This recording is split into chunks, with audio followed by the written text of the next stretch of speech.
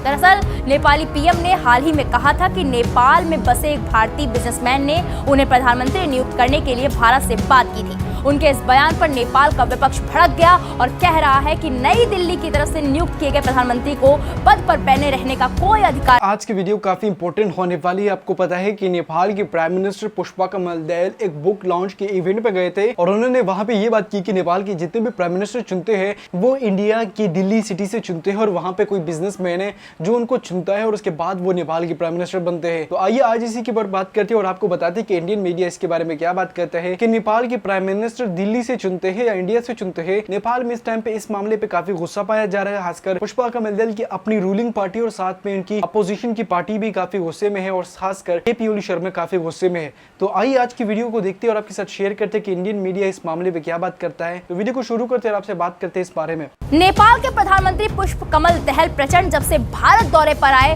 तब से वो सुर्खियों में है, कभी भैंस को लेकर तो कभी अपने बयान को लेकर। एक बार फिर उन्होंने ऐसा बयान दिया है जिसे लेकर वो विवादों के घेरे में घिर गए। दरअसल नेपाली पीएम ने हाल ही में कहा था कि नेपाल में बसे एक भारतीय बिजनेसमैन ने उन्हें प्रधानमंत्री नियुक्त करने के लिए भारत से बात की थी। उनके इस बयान पर नेपाल का विपक्ष भड़क गया और कह रहा है कि नई दिल्ली की तरफ से नियुक्त किए गए प्रधानमंत्री को पद पर बने रहने का कोई अधिकार नहीं है। प्रचंड के बयान को लेकर नेपाली संसद के दोनों सदनों राष्ट्रीय सभा और प्रतिनिधि सभा में विपक्ष ने भारी हंगामा किया। विपक्षी सांसदों का कहना था कि नेपाल के प्रधानमंत्री ने देश की प्रतिष्ठा को धूमिल किया है। हंगामे को देखते हुए दोनों सदनों को दिन भर के लिए स्थगित करना पड़ा। प्रतिनिधि सभा में नेपाल की मुख्य विपक्षी पार्टी नेपाल कम्युनिस्ट पार्टी और राष्ट्रीय स्वतंत्र पार्टी के सांसद खड़े होकर अपना विरोध जता रहे थे, तो वहीं राजशाही समर्थक राष्ट्रीय प्रजातंत्र के सांसद नारे लगाते दिखे कि नई दिल्ली की तरफ से नियुक्त प्रधानमंत्री को पद पर बने रहने का कोई अधिकार नहीं है। नेपाल कम्युनिस्ट पार्टी के सांसद रहुजी पंत ने कहा, प्रधानमंत्री को नैतिकता के आधार पर इस्तीफा देना चाहिए, हमें दिल्ली की तरफ से नियुक्त प्रधानमंत्री की जरूरत नहीं है। विपक्ष के साथ साथ सत्ताधारी पार्टियों ने भी प्रचंड के बयान पर अपनी असहमति जताई है। नेपाली कांग्रेस के सांसद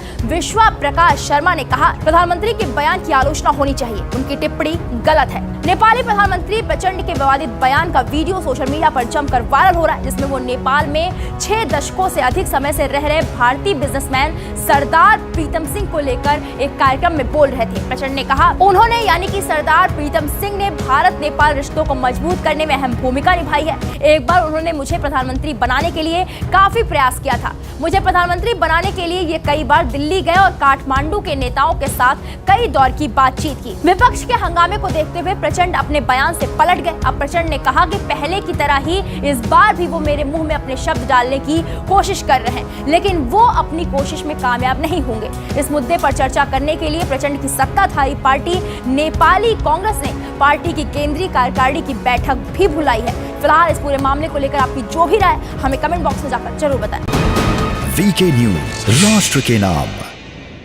हाँ जी, तो वीडियो आप लोगों ने देख लिया, आपको पता चल चुका है इंडियन मीडिया इसके बारे में बात क्या कर रहा है। तो सबसे पहले तो मैं आपको सबको ये कह दूं कि पुष्पा कमल ये बात कर रहा है कि नेपाल के जितने भी प्राइम मिनिस्टर चुनते हैं वो चुनते हैं इंडिया के अंदर, दिल्ली सिटी के अंदर, जो कैपिटल सिटी ऑफ इंडिया है वहाँ पे चुनते हैं। जब कंट्रोवर्सी काफी बड़ी, काफी मामला खराब हो चुका था, उसके बाद उन्होंने ये बात कर दी कि नहीं भाई, मैं तो सिर्फ ये बात कर रहा हूँ जो बुक लॉन्च हो रहा है, क्योंकि वो एक बुक लॉन्च के इवेंट पे गए थे।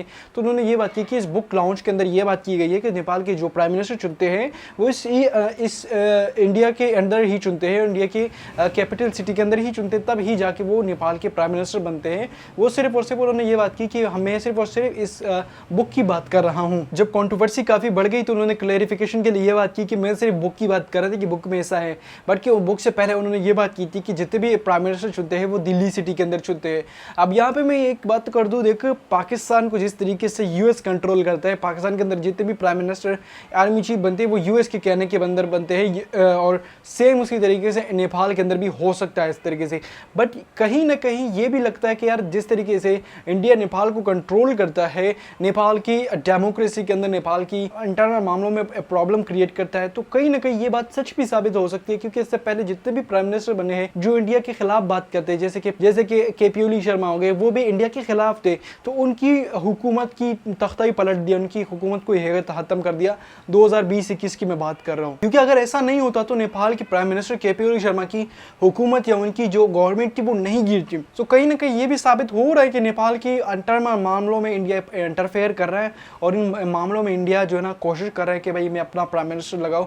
जैसे मैंने आपके साथ पहले भी एक वीडियो शेयर की थी आज से तकरीबन 6-7 महीने पहले, नेपाल के अंदर इंडिया तो इंटरफेयर कर रहा है बट चाइना भी इस टाइम पे इंटरफेयर कर रहा है। चाइना ये चाहता है कि भाई मेरी कंट्री का या मेरे मुताबिक कोई प्राइम मिनिस्टर नेपाल के अंदर बने। वीडियो अगर अच्छी लगी है तो वीडियो को लाइक करें, शेयर करें, चैनल को लाजमी सब्सक्राइब करें।